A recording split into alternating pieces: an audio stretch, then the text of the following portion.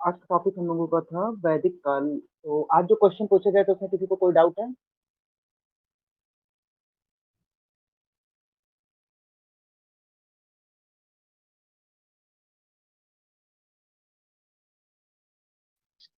Start कीजिए भाई, start कीजिए।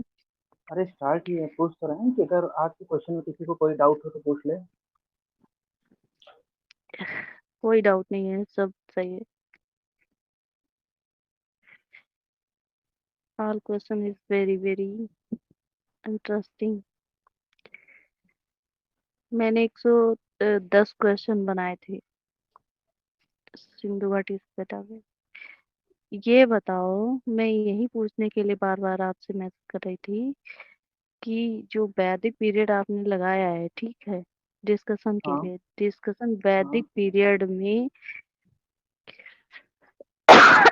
ऋग्वैदिक पीरियड का होगा कि दोनों का? दोनों का आप एक साथ नहीं ही करवा होगा दोनों। सकते, क्योंकि दोनों का नहीं हो सकता है, यहाँ 45 पे मिनट में कुछ भी नहीं होगा। मैम यहाँ पे लेक्चर नहीं हो रहा है, यहाँ पे बस ब्रीफ डिस्कशन हो रहा है। हाँ, ब्रीफ ही अगर क्योंकि करवाएंगे पूरा तो वैदिक भी काल नहीं होगा। पढ़ने में 1 महीना और लगता है, पूरा वैदिक काल पढ़ने में। नहीं, ये नहीं कह रहे हैं। हो ही क्या सकता है इसमें? हम ये कह रहे हैं कि आप केवल ऋग वैदिक काल पढ़ाइए, आज उत्तर वैदिक काल कल कीजिए। नहीं मैम, इतनी कहने का मुश्किल मतलब ये। नहीं आता कि 2 3 पे दिया जाए। पेपर आने वाला है, 13 तारीख से पेपर है।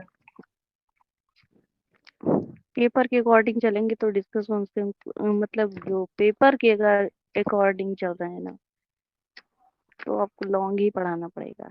वैसे ठीक है, आप पढ़ाइए, ठीक है, अच्छी बात पढ़ा नहीं रहे मैम, यहाँ पढ़ा थोड़ी ना कोई रहा है, यहाँ पे डिस्कस हो रहा है। पढ़ाने के लिए हम थोड़ी ना बैठे है। हैं। अरे वही, डिस्कस डिस्कस ऐसे होता है कि एक लोग चिल्लाता है तो दूसरा कोई बोले ही ना अपना कुछ। नहीं बोलेगा।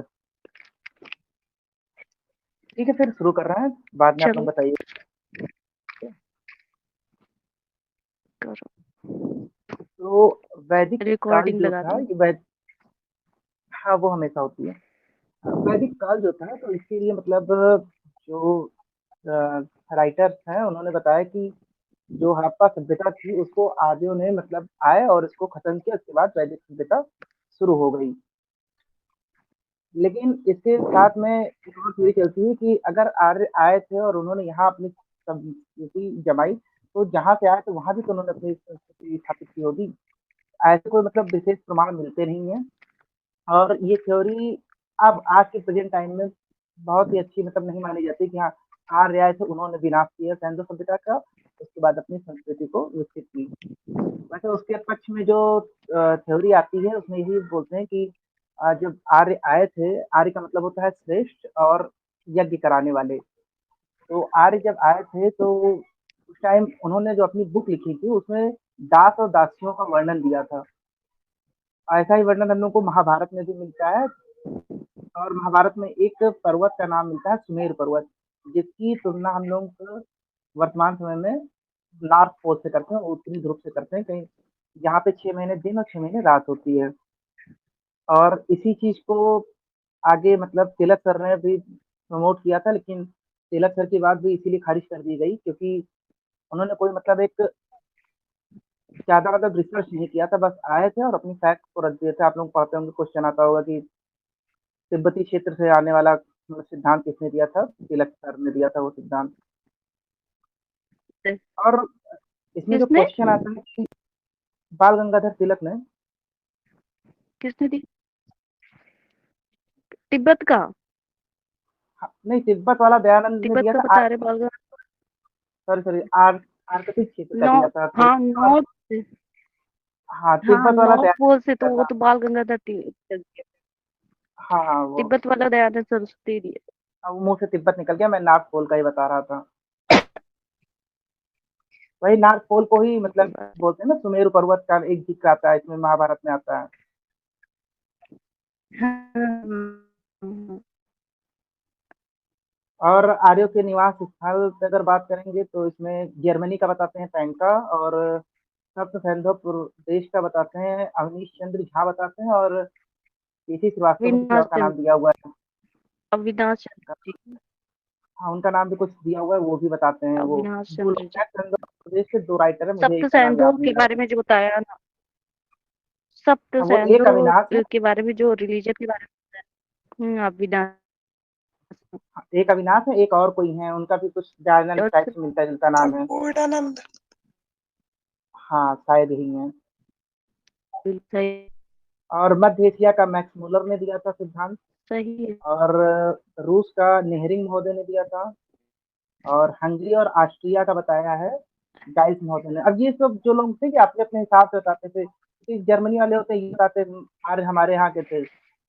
जो विदेशी लेकिन राइटर होते हैं वो अपने अपने आप को ज़्यादा लेकिन प्रमोट करते हैं। मोस्ट जो लेकिन जो लेकिन जो मोस्ट माना गया है वो मैक्स मूलर का ही है ना, सेंट्रल इंडिया से हाँ, रिलेटेड। वो हाँ, मध्य एशिया वाला वही। तो मैक्स मूलर भी थे ना, वो भी अपने आप को मतलब अपने अपने अपनी थ्योरी दी उन्होंने अपने हिसाब से।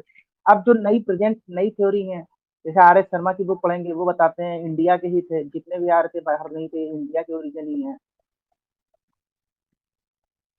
तो नई जो थ्योरी आई है उसमें अभी इन सब ऐसे तो बहुत को लोग हैं। जवाब दिया जा रहा है कि नहीं आर्य भारत से थे, विदेशी नहीं थे। हाँ। ठीक है, और इसमें सबसे बात करती वेद में आते हैं तो 4 वेद हैं, जिसमें से जो शुरुआत के 3 वेद हैं, ऋग्वेद है, सामवेद है और यजुर्वेद है। इसको वेद त्रयी बोलते हैं, और बाद में अथर्ववेद का निर्माण हुआ था। जादू टोना की वजह से इनको वेद त्रयी में शामिल नहीं करते हैं। और वेद जो है ये अपौरुषीय है, मतलब इसकी रचना किसी पुरुष ने नहीं की है। लेकिन एक क्वेश्चन आता है कभी-कभी, ये तो मतलब फिर वेद आए कहाँ से? किसने वेदों से लोगों को परिचित कराया? लोमहर्ष ऋषि थे। वो क्या किए थे, पूरे वेद को उन्होंने कलेक्ट जो किया था और इसको मतलब लिपिबद्ध कर दिया था। और लिपि से एक क्वेश्चन हम्म, उठता है, लिपियों का ज्ञान आर्यों को था या नहीं था? तो आर्यों को लिपियों का ज्ञान नहीं था। नहीं तो हाँ। और 2 तरह से मतलब डिवीज़न होता है वैदिक काल का, तो एक है मतलब टोटल वैदिक काल 1500 से 600 भी माना जाता है, और इसमें 1500 से 1000 वाला जो है ऋग्वैदिक काल, और फिर 1000 से 600 उत्तर वैदिक काल। हम्म, हाँ, और उत्तर वैदिक काल ये डिवीज़न क्यों होता है? इस पे भी मतलब कोई-कोई सवाल होता है कि आखिर मतलब पूर्व वैदिक काल को 2 भागों में क्यों बाँट दिया गया? उत्तर वैदिक क्योंकि काल लोहे की और खोज नहीं हुई थी उस टाइम। जी, जी, जी। लोहे की खोज हुई थी 1000 बीसी में। अतरंगी खीरा एटा उत्तर प्रदेश से मतलब साक्ष्य से प्राप्त हुए हैं। और जब लोहे की खोज हो गई तो ये मतलब क्या हुआ, लोहा जब आया तो कृषि में लोगों को बहुत ही सहयोग करने लगा। जब कृषि में सहयोग हुआ तो वहाँ से अन्न होने लगा, अन्न हुआ तो राजा-महाराजा वाली थ्योरी सामने आई और फिर राज्य का निर्माण हुआ। ठीक है, औज़ार बनाए जाने लगे, प्रशासनिक तंत्र का निर्माण हो गया, तो लोहे की समझ लीजिए परिवर्तन का उस समय दौर चल रहा था लोहे की वजह से। ठीक है ना? और आर्य जो थे ये उत्तर-पश्चिम से भारत आए थे, मध्य प्रदेश वो मध्य एशिया से आए थे, इसलिए ये मैक्स वेल की थ्योरी अभी तक यही ठीक माना जाता है कि हाँ, आर्य मध्य एशिया के ही है। और इनके बारे में एक और मिलता है कि आर्य गोरे थे और ये संस्कृत बोलते थे, और जो अनार्य थे ये काले थे और प्राकृत भाषा बोलते थे। आर्य अपने जीवन काल में कभी भी दक्षिण भारत की तरफ नहीं गए थे। बस, और आर्यों के संबंध में एक हाँ, एक 10 राज युद्ध की थ्योरी आती है, जिसमें भरत जन के राजा सुदास थे और दूसरी तरफ विश्वामित्र थे। तो ये कहानी कुछ ऐसी है कि मतलब विश्वामित्र मतलब जो राजा सुदास थे उन्होंने अपने पुरोहित पद से हटा दिया कि अब आज से तुम पुरोहित नहीं हो, निकलो यहाँ से, हम दूसरे को पुरोहित बनाएँगे। तो विश्वामित्र क्या करते हैं, उस टाइम जो 10 राजा थे, उनका एक संघ बनाया और सुदास के साथ में युद्ध किया। इस युद्ध में टोटल जो राजा थे वो 30 राजा थे, और इस युद्ध में विश्वामित्र ज़ाहिर बात है हार गए, और इसी युद्ध के समय पे विश्वामित्र ने गायत्री मंत्र की रचना की थी, जो कि सूर्य देवता या सविता देवी को समर्पित है। इसको सावित्री मंत्र भी बोलते हैं गायत्री किसमें मंत्र है को। ये? जी, ये ऋग्वेद के कितने मंत्र पे? ये ऋग्वेद के शायद तीसरे मंडल में दिया हुआ है। ठीक।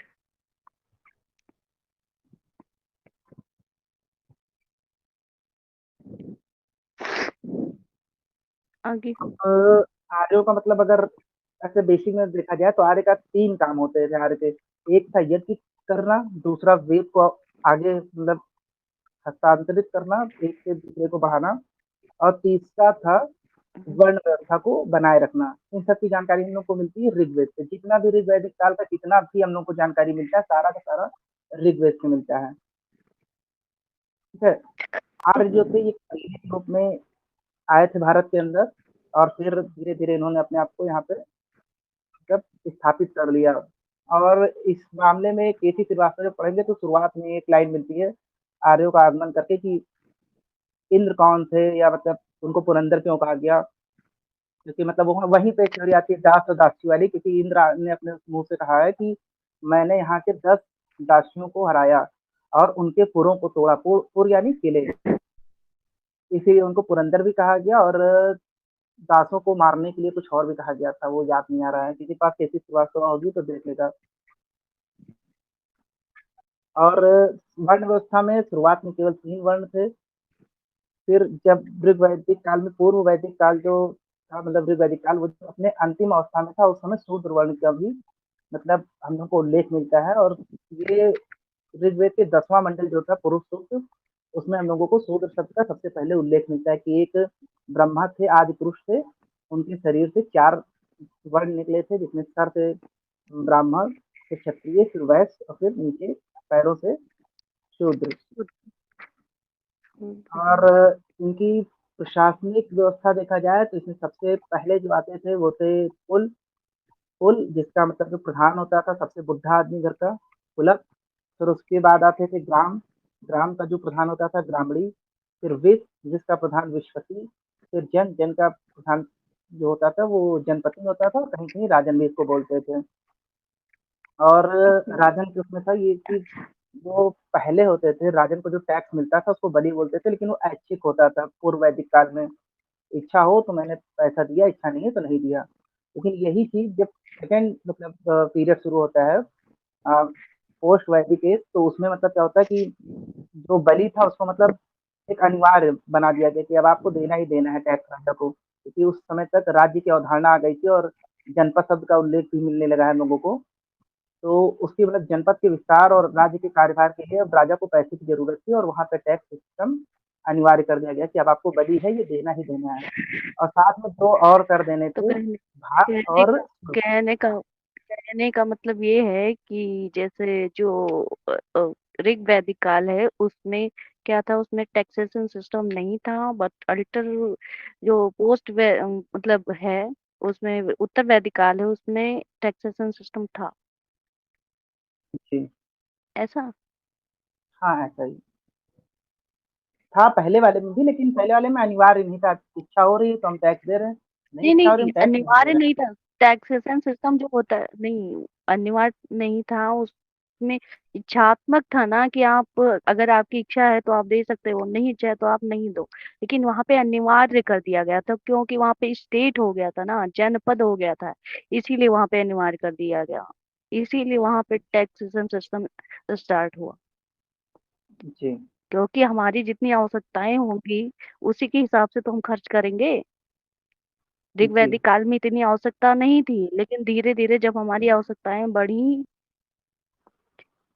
तो स्टेट की उत्पत्ति हुई। स्टेट की उत्पत्ति होने का मतलब है टैक्सेशन होना। ठीक है, क्योंकि जैसे जैसे हमारी आवश्यकताएं बढ़ेंगी उसी तरह हमारे खर्चे भी बढ़ेंगे, और खर्चे कहाँ से आएंगे? ऐसे थोड़ी ना आ जाएंगे। जी। तो इसके लिए टैक्सेशन सिस्टम इम्पोर्टेंट हो गया था। जी। बताएं। और राष्ट्र की जो अवधारणा थी इसमें भी मतलब ऐसा था कि जो पूर्व वैदिक काल था उसमें केवल जन थे। फिर वही जन जनपद बन गया उत्तर वैदिक काल में। यही जनपद आगे जब 600 ईसा पूर्व आता है बीसी, उस टाइम पे ये महाजनपद के रूप में आए। फिर महाजनपद से पूर्व जो मौर्य पीरियड था उसमें ये राज्य बने, और फिर मौर्य काल में ये लोग पूरी तरीके से एक राष्ट्र के रूप में हो गए। जैसे ये मतलब एक क्वेश्चन आता भी है इससे मतलब चंद्रगुप्त मौर्य को लेकर कि भारत को सबसे पहले मतलब एकीकृत एक सूत्र में किसने बांधा, तो वो चंद्रगुप्त मौर्य। सकता है उसका आंसर। चंद्रगुप्त मौर्य। अब यज्ञ क्या होता था? यज्ञ होता था देवताओं को आवाहन देना, मतलब देवताओं को बुलाना, किस लिए बुलाना? जिससे प्राकृतिक जो व्यवस्था थी वो बनी रहे। फिर आता है वेद, तो वेद तो मैंने बता ही दिया, और शेर रचना है। फिर आते थे ब्राह्मण ग्रंथ क्या आते हैं, और ब्राह्मण क्या होते थे। तो ब्राह्मणों का भी इसमें बहुत ही मेन रोल रहा था पूरे वैदिक काल में। जैसे पूर्व वैदिक काल में क्या होता था, यज्ञ कर्मकांड को मतलब सरल कर्मकांड थे, मतलब बहुत ही मतलब उसमें ज्यादा ढोंग वगैरह नहीं होता था, और धर्म कानून को और बनाए रखना, और पशु जो हिंसा थी उसको रोकना, ये ब्राह्मणों का कार्य था पूर्व वैदिक काल में। लेकिन यही जब उत्तर वैदिक काल आया तो वहां पे ये बदल गया सब, और कर्मकांड, आडंबर, यज्ञ को मतलब बहुत ही ज्यादा टफ कर दिया गया कि फिर बस यज्ञ में पशु हिंसा भी शुरू हो गई, ढोंग ढकोसला सब उत्तर वैदिक काल में शुरू हो गया था। और क्षत्रिय क्या था? क्षत्रिय का काम था पूर्व वैदिक काल में पशुधन की रक्षा करना, जो राज्य है उस पर नियंत्रण करना, विदत सभा समिति इन सबको मतलब अपने कंट्रोल में रखना। और ये जो था वंशानुगत पद था, मतलब पहले काल में थी, कर व्यवस्था वहां पे नहीं पहले थी। पहले ऋग्वैदिक काल में जो था वंशानुगत नहीं था। ऋग्वैदिक काल में कर्म के हिसाब से वर्ण की व्यवस्था थी, बट उत्तर वैदिक काल में कर्म के हिसाब से नहीं, वंशानुगत कर दी गई उसको। मैं यहाँ एज ए जैसे राजा बता रहा राजा हूँ कि राजा का पद मैं बता रहा हूँ, मैं वर्ण नहीं बता रहा हूँ। राजा का पद अच्छा वंशानुगत ही था। हाँ, मैं राजा का पद बता रहा हूँ। क्षत्रिय, क्षत्रिय मतलब राजा, क्षत्रिय का तो आप लोग राजा कह लीजिएगा। फिर यही जो राजा था क्षत्रिय था, ये उत्तर वैदिक काल में इसका काम हो गया था पशु और साथ साथ भूमि की रक्षा करना। पहले भूमि की रक्षा नहीं आती थी, लेकिन अब क्योंकि एक कॉन्सेप्ट आ गया ना कि हाँ एक ये इस एरिया में मुझे रोल करना है, तो उसके लिए फिर ये भूमि की रक्षा करने लगा। ये पद अभी भी अनुवांशिक ही था, और यहाँ से कर की स्वेच्छा को समाप्त कर दिया गया और इसको अनिवार्य कर दिया गया कि हाँ सबको टैक्स देना ही देना है। फिर वैश्य जो वैदिक थे, काल में उनका मतलब वंशानुगत था, लेकिन नियंत्रण उनका होता था। सभा और समिति जो होती थी वो हाँ उन पर वो उत्तर नियंत्रण वैदिक होता काल में पूरी हाँ तरीके से हाँ समाप्त हो गया। सर एक क्वेश्चन था कि राजा का जो उत्पत्ति हुई है, राजा की जो उत्पत्ति हुई है, जी, उसका उल्लेख किस ग्रंथ में मिलता है? राजा का उल्लेख सर ये याद था लेकिन आ नहीं रहा दिमाग में। मुझे में अच्छा है, से पर याद नहीं कंफर्म है। नहीं हूँ। अभी हम सर 10 मिनट बाद आपको बता देंगे, इसमें मतलब मैसेज कर देंगे इस चीज का। शायद ओके सर। एतड़ ब्राह्मण में है। जी जी बिल्कुल, ऐत्रेय ऐतरेय ब्राह्मण में ब्राह्मण सर, में है।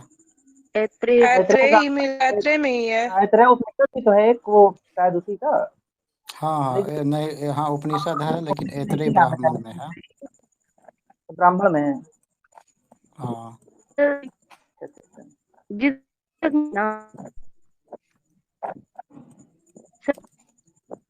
आवाज ब्राह्मण नहीं आ के रही, कौन? व्यास थे ना। क्या सर, क्या मैम? ब्राह्मण के व्यास ना। इसका उद्देश्य क्या था? ऐतरेय ब्राह्मण के लिए वही व्यास थे। इसका राजा जो बनाया गया उसका क्या क्या मतलब, उसका तो कोई लक्ष्य होगा कि हाँ क्यों क्यों बनाया गया? हाँ ये सर अभी डिस्कस हो रहा था थोड़ी देर पहले। राजा इसीलिए बनाया गया क्योंकि जब 1000 BC मतलब क्या होता है ना, लोहे की खोज हुई, तो उसी टाइम मतलब हुआ कि यार अब खेती हो रही है, खेती हुई तो उसके लोगों के पास आय आने लगी। और उसी टाइम मतलब आहत मुद्रे का निर्माण उसी टाइम तो हुआ। क्या क्या होता था, कोई एक धातु लेते तो उसको उठा के पीट देते थे, और उसी से निशान बनता था। उससे जो निशान बन जाता था वो राजा का वो हो जाता है सिंबल, क्या ये राजकीय मुद्रा चल रही है वहां पे। जब पैसा रुपया ये आता तो है तो आदमी करता है क्या कि मुद्रा सर अलग अलग अलग टॉपिक पे चली गई है। वो आप मुद्रा मौर्य काल का बता रहे होंगे, आप मौर्य काल से शुरू कर नहीं रहे होंगे, नहीं, आज मुद्रा। आहत आहत मुद्रा के बारे में मैं बता रहा हूँ, मौर्य काल की नहीं। हाँ आहत वो तो मुद्रा तो हुई, हाँ पहले पहले राज्य आया, राज्य में फिर ये आया। पहले हाँ, क्या तो था? वही राजा का कॉन्सेप्ट कहाँ से आया, मतलब इसमें क्या था ना, वैदिक काल में उसको जनपति बोलते थे, मतलब वो राजन का कॉन्सेप्ट तो थोड़ा जो पोस्ट वैदिक काल आया उसमें राजन शब्द की उत्पत्ति हुई, कि हाँ वहां से राजन बोलना शुरू किया गया। हम्म, मैंने ऐसा ही कहीं पढ़ा था। राजन हाँ, ऋग्वैदिक में सर बोला का जाता उस कहने का उसमें ये एक होता मिनट था ना, एक मिनट एक उस सर का उसमें कहने ये का मतलब होता ये था है कि कि राजा की पहले सर ये कहने के लिए है कि राजा की उत्पत्ति किस कारण से हुई थी? ऐसी कौन सी सत्ता पड़ गई राजा की उत्पत्ति होना अनिवार्य हो गया?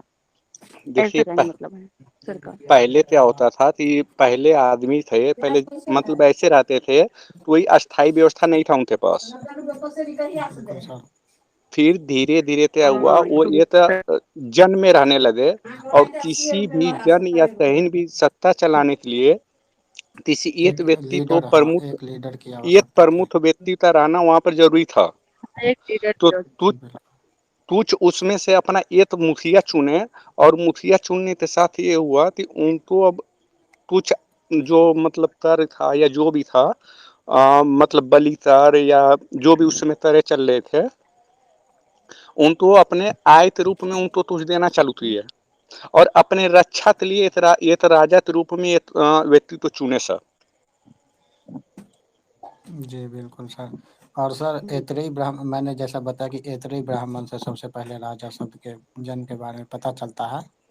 जी तो उसमें मैंने कहीं पढ़ा हुआ है, उसको मैंने नोट आउट किया था कि जी जी ऐतरेय ब्राह्मण में एक उल्लेख मिलता है कि देवासुर संग्राम हुआ था एक बार।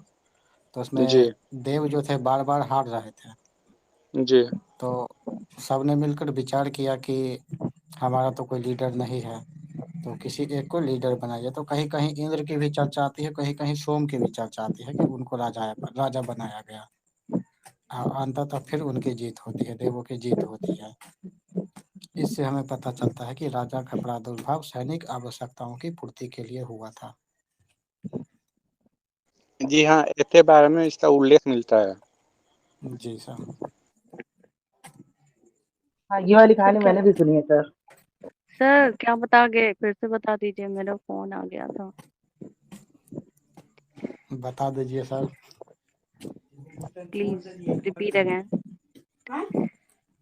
सर एक स्टोरी सुना रहे थे कि मतलब कुछ लोगों ने एक मीटिंग की जिसमें मतलब इंद्र और सोम को मतलब एज ए किंग मतलब प्रेजेंट किया गया कि हाँ ये हमारे आज से रूलर होंगे और इनके अंडर में हम लोग काम अच्छा करेंगे। ये ऐसी बताओ। स्टोरी बताइए। अच्छा अच्छा सर सर सर सर एक क्वेश्चन मेरा यहीं पे, इसी बात पे एक क्वेश्चन मेरा कि सर ऐसा बताइए कि इंद्र देव को ही क्यों चुना उन्होंने अपना लीडर?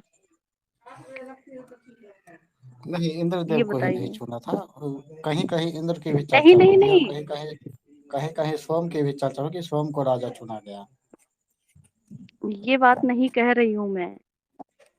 मेरा कहने का मतलब ये है कि जो इंद्र देव है ना, उन्हीं को युद्ध मतलब क्यों चुना गया, युद्ध का मतलब देवता ऐसा कुछ? युद्ध का देवता नहीं कहा जाता है शायद उनको। उनको मैम तो पुरंदर क्या कहा कहा जहाँ तक जाता जाता है? है, किलो को तोड़ने वाले। मैम ऐसे ज़्यादा तो नहीं पता, बट जहाँ तक अनुमान है कि क्या होता था ना, पहले जो सभा और समिति थी या जिससे पहले जो भी था, तो कई लोगों का समूह में एक अपना नेता चुनते थे लोग। जी जी तो जी जी, उसमें आप जो सही बता रहे जो हैं। सबसे अलग था, जो थोड़ा उसके अंदर दूर आता था, उससे अपना मतलब नेता चुनते थे। तो उसी में देवताओं में थोड़े, उस समय देवताओं में मतलब ये सब थोड़े शक्तिशाली थे। अग्नि से, वायु से, सोम से, इससे मतलब थोड़े ये अलग थे।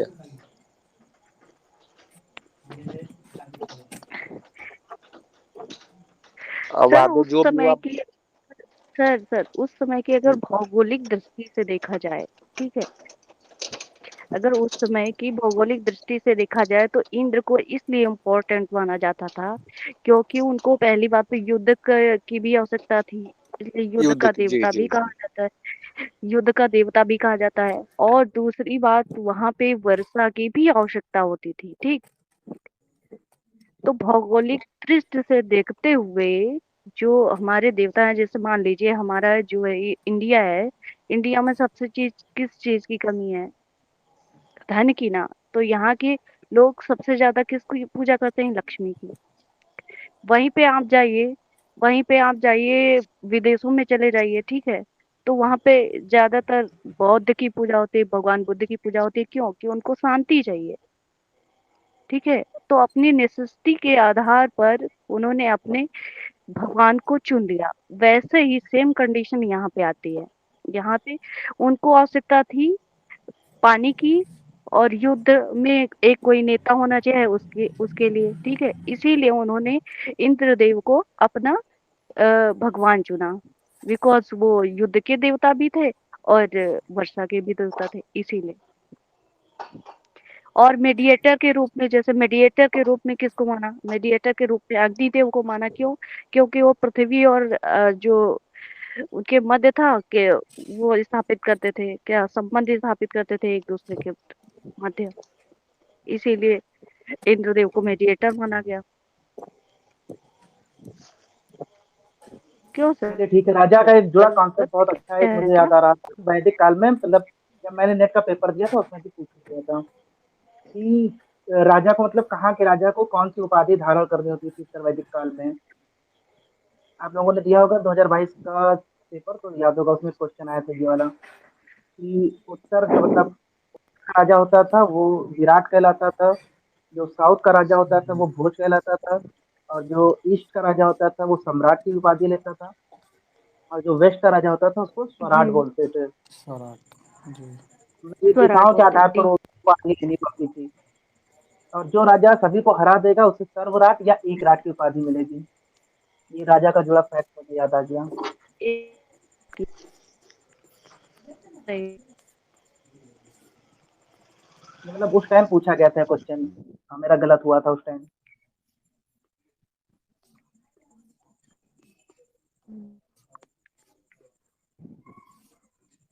तो क्षत्रिय का काम हो गया था, तो वैश्य का काम डिस्कस हो जाए। सही बताया। तो वैश्य का क्या कार्य होता था कि सही वैश्य जो बताया था ना। वो, जी मैम जी, थैंक यू।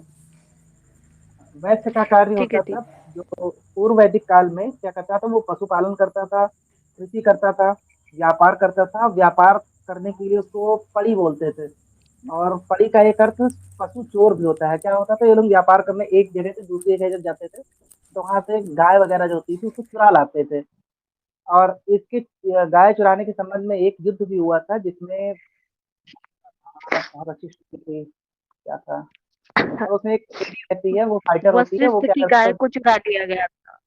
है, वशिष्ठ एक, की कामधेनु गाय को चुरा लिया गया था। हाँ वो भी चुरा लिया गया था, वो भी पड़ी है। लेकिन पड़ी की एक और कहानी आती है, मतलब तुझे थोड़ी सी याद आ रही है कि उसमें युद्ध होता है तो एक जो लेडी होती है उसके पैर काट दिए जाते हैं, जिससे मतलब ये महिलाओं की स्थिति के बारे में जानकारी होती है कि हाँ उस समय महिलाओं को भी युद्ध में सम्मिलित होने का अधिकार था, सम्मिलित होती थी वो लोग। हाँ, हाँ, अधिकार था, सम्मिलित होते थे बिल्कुल। वो। उसका नाम शायद विषफला था, जिसका पैर कट गया था युद्ध ये के ये दौरान। सर ये सर ये सर सही है, सही, बहुत सही बताया, लेकिन ये स्टोरी मैंने पढ़ी थी। मैंने देखी थी, आपने देखी है? यूट्यूब पे आता देखा है नहीं है सर मैंने, सीरीज लेकिन पे। पढ़ा है मैंने। और तो अगर जब उत्तर वैदिक काल आया था, ऐसा देखा जाए तो ऋग वैदिक काल में जो महिलाओं की दशा थी, वो युद्ध क्षेत्र में भी भाग ले सकती थी, जी, धार्मिक क्षेत्र में भी महत्वपूर्ण भाग ले थे। सकती थी, नहीं उत्तर वैदिक राजनीतिक काल में, क्षेत्र में भी भाग ले धार्मिक सकती क्षेत्र में थी। उत्तर नहीं वैदिक मैम, काल में धार्मिक क्षेत्र में महिलाओं नहीं। की गिरावट होती है। वो विदेह की, विदेह के जो राजा, उनकी जो स्टोरी आती है जनक वाली, उसकी 8-10 बात जो होता है उसमें, हाँ, मतलब हाँ, जब होता है ना, एक टाइम पे इतना गुस्सा हो जाता है और कहता है मैं अभी तुम्हारे बाल पकड़ के काट दूंगा। हाँ, तो मतलब और गाली भी देता है। तो वहां से पता चलता है क्या है कि इसकी मतलब जो महिलाओं की स्थिति थी वो एक तरह से बहुत ही नीचे हो गई थी, गिर गई थी उत्तर वैदिक काल में। और नियोग प्रथा जो थी, जो पूर्व वैदिक काल में थी, कि हाँ मतलब स्त्रियों को अधिकार होता था नियोग प्रथा मतलब करने की, उसको उत्तर वैदिक काल में जब मनु महाराज आए तो उन्होंने इस पर रोक लगा दी कि अपनी स्मृति में क्या ये सब नहीं चलेगा यहाँ पे। और नियोग प्रथा पता है आप लोगों को? हेलो हाँ। जी। तो हाँ, महिलाओं की बात हो रही है, चलिए महिलाओं की बात कर लेते हैं। तो महिलाओं में क्या था, उत्तर वैदिक काल में महिलाओं को शिक्षा का अधिकार जो था वो समाप्त कर दिया गया, और निम्न दशा उनकी हो गई। राजनीतिक और राजनीतिक स्तर में भी उनको मतलब पार्टिसिपेट नहीं करने दिया जा रहा था, और उनको संपत्ति का अधिकार भी नहीं दिया गया कि अब लड़कों को ही संपत्ति मिलेगी। विवाह क्या होता था, विवाह में जो केवल जो मतलब दहेज टाइप का उस टाइम में चलता था, उसको उपहार बोलते थे कि मतलब अगर बाप, भाई और माँ उपहार देंगे, वही उपहार पे केवल उसका अधिकार है। बाकी और जो आदमी आपके पैसा रुपया देंगे उस पे ससुराल वालों का पूरा कॉन्सेप्ट होगा कि हाँ उन्हीं का एकाधिकार रहेगा। पूर्व वैदिक काल में क्या था? पूर्व वैदिक काल में बाल विवाह नहीं होता था, पर्दा प्रथा नहीं होता था, लेकिन अंतरजातीय विवाह और पुनर्विवाह ये होते थे। औरतों को शिक्षा मतलब उपनयन संस्कार का भी अधिकार प्राप्त होता था। और उस टाइम पे मतलब पूर्व वैदिक काल में जो महिलाएं थी उसमें अपाला, घोषा, सिक्ता ये सब इन लोगों के नाम आते हैं। और उत्तर वैदिक काल में बस 2 ही 3 होती हैं जिसमें सबसे ज़्यादा गार्गी वाला फेमस है, गार्गी यदुवंश संवाद, ये उत्तर वैदिक काल का है। हुँ। और इसमें ऋग वैदिक काल में जो अविवाहित महिलाएँ थीं उनको अमाजु कहा जाता था। जी, जी, जी।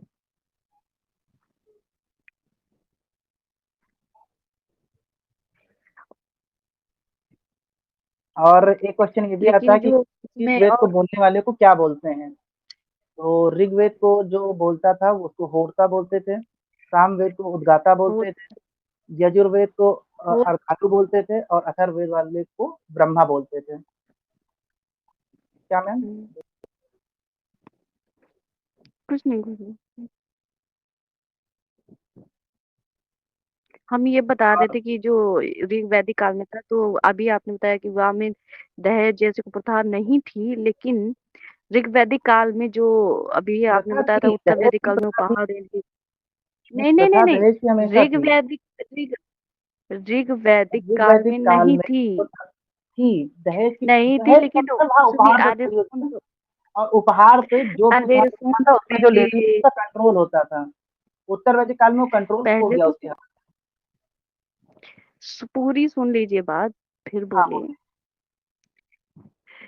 मैं कह रही थी कि मतलब दहेज जैसी कुप्रथा तो नहीं थी, लेकिन लड़कियों को जो उपहार दिया जाता था, उसके खुद लड़कियां उत्तरदायी होती थीं और उस उपहार को वहतु बोला जाता था।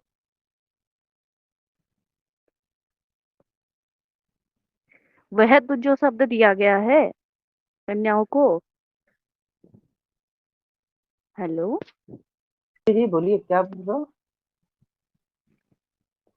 जी मैम, आप सही कह रहे हो। जो मतलब के विवाह में उपहार हाँ दिए हाँ जाते थे, हाँ, उनको वहतु बोला जाता था। हाँ, वही हम भी बोल रहे हैं। जी। वह तो किस लिए बोला जाता था, क्योंकि वो उपहार की द्योतक थी ना, उपहार उनके अकॉर्डिंग दिया जाता था, ये ऐसा था। और ये भी था कि वहां पे पुत्र प्राप्ति के लिए जो नियोग प्रथा थी उसको स्वीकार किया गया था, और इसके अंतर्गत जो महिलाएं थी वो अपने देवर से सहचर्य स्थापित कर सकती थी, ऐसा था ऋग वैदिक काल में।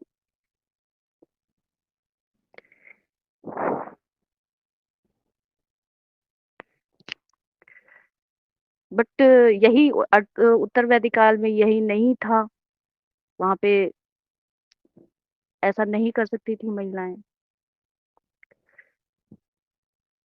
ऋग वैदिक जो काल था वो पितृ सत्तात्मक था, लेकिन जो उत्तर वैदिक काल था वो मातृ सत्तात्मक था।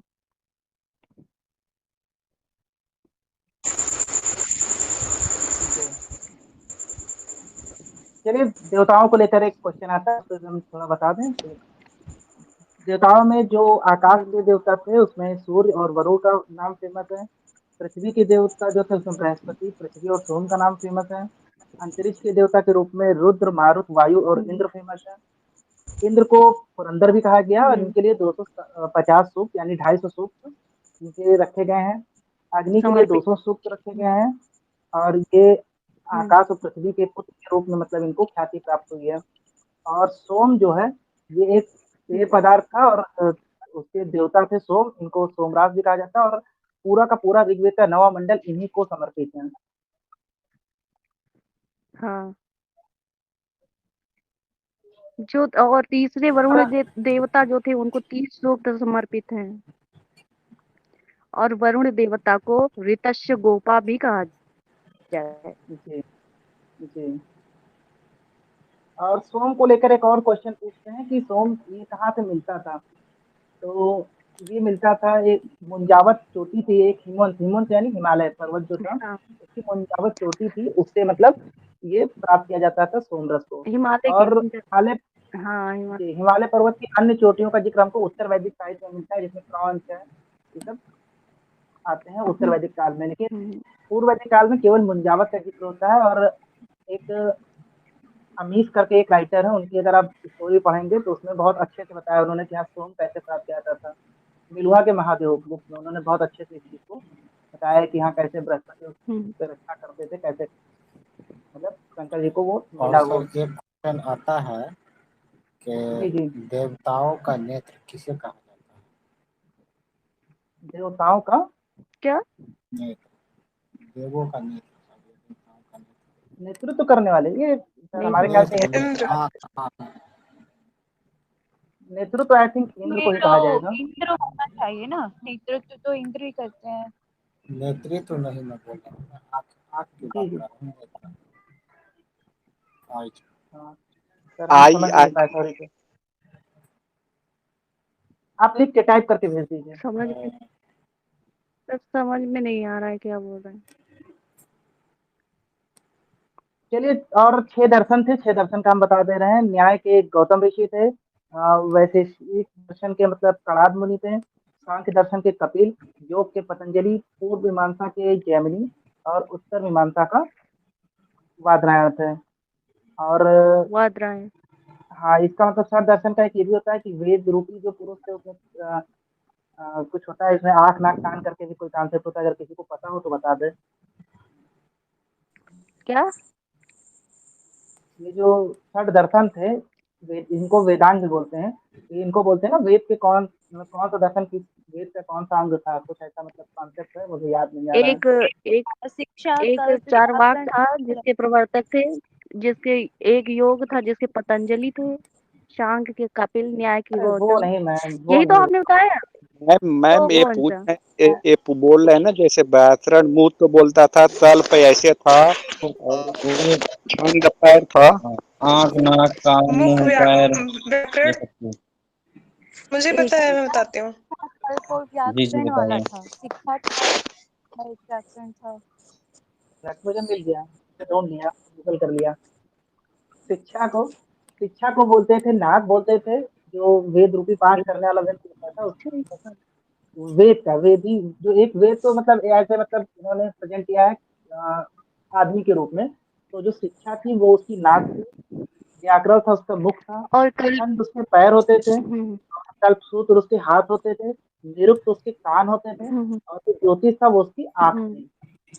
मतलब इससे हम्म, मतलब बहुत सी चीजें देखिए इसको पढ़ने से कंफर्म हो जा रही है कि यार, जो शिक्षा को ना किसी होता है कि देखो मतलब जो होता है ना, व्याकरण को इन्होंने पूरा सूंघ के निकाला है इस तरह, एक जगह मतलब निचोड़ इसका निकाल दिया तो वो शिक्षा के रूप में हो गई। व्याकरण मुख मतलब ये जो ये किसी भी जो चीज को।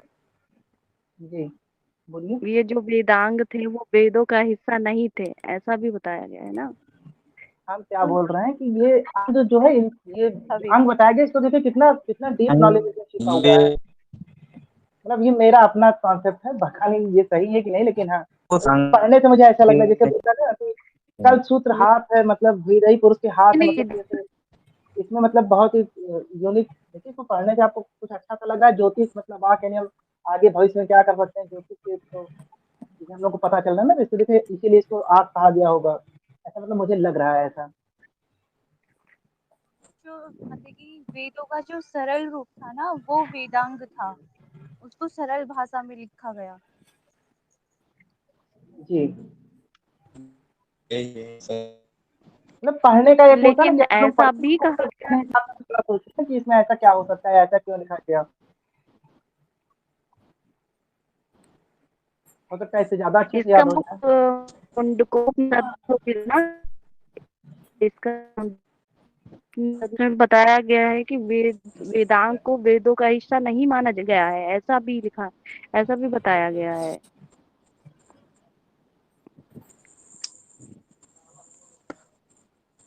क्यों सर, कोई है मेरे समर्थन में? जी जी जी, ऐसा बताया गया। हाँ।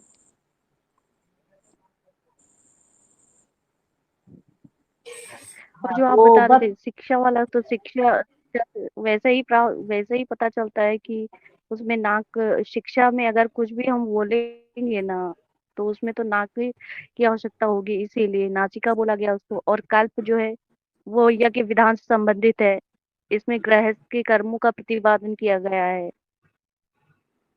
इसीलिए इसको हाथ माना गया है। इसकी हाँ, 4 शाखाएं हैं, एक श्रोत सूत्र, 45 मिनट हो धर्म गए हैं। सूत्र, तो गृहस्थ सूत्र और शुल्ब सूत्र।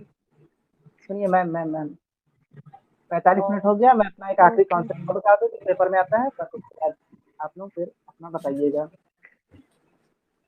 पढ़िए तो वो पढ़िए। राजा को बोलते थे, गोप्ता बोलते थे। जो प्रमुख शब्द है उसको देखिए किसके लिए क्या प्रयोग होता था। राजा को गुप्ता बोलते थे, अतिथि को गौहंता या गोहन बोलते थे, युद्ध को गवष्टि, गेसु और गाम में बोलते थे, गाय को अघन्या बोलते थे, अघन्या यानी जिसको मारा ना जा सके, जिसका मतलब वध ना किया जा सके। लांगल हल को बोलते थे, प्रयत्न किया। सीता बोलते थे हल से बनाई गई नाली को। नाली मतलब क्या, एक लाइन जो आप खींची हाँ। उसको भी सीता ही बोला जाएगा उस समय। और वेंकनाट बोलते थे सूदखोर हम्म, को। कुलप बोलते थे परिवार का जो मुखिया होता था, प्रधान होता था। बढ़ई को तछन बोलते थे। हम्म, नाई को बोलते थे वापसी। हम्म, मरुस्थल को धन्व बोलते थे। हम्म, अनाज को धान्य बोलते थे। उर्वरा यानी जुते हुए हाँ, खेत। चिल्ल यानी चारागाह। वाजपति बोलते थे चारागाह प्रमुख को। और गुप्तचर को स्पाई बोलते थे। और जो हाँ, नदियां थी ऋग्वैदिक काल में, उसमें क्रुम बोलते थे खुर्रम को। उत्तरा बोलते थे काबुल को। वितास्ता बोलते थे झेलम को। विपाशा यानी व्यास। हाँ, दृष्टावती यानी व्यास, हाँ, अस्कनी यानी चिनाब। पुरुषणी यानी रावी। शतुद्री यानी सतलज। और हाँ, सदानीरा यानी गंडक नदी। गोमती को कोमल कोमल। और गोमल बोलते थे, लेकिन अब वो कॉन्सेप्ट पुराना हो गया, इसमें नहीं कुछ। जी जी और मेरा सबसे जी फेवरेट जी वाला उस टाइम की देवियां थी, उसका नाम आप लोग सुन लीजिए। ऋग्वैदिक काल में कितनी देवियों का जिक्र आया है। उसमें आता था अदिति का जिक्र आता था।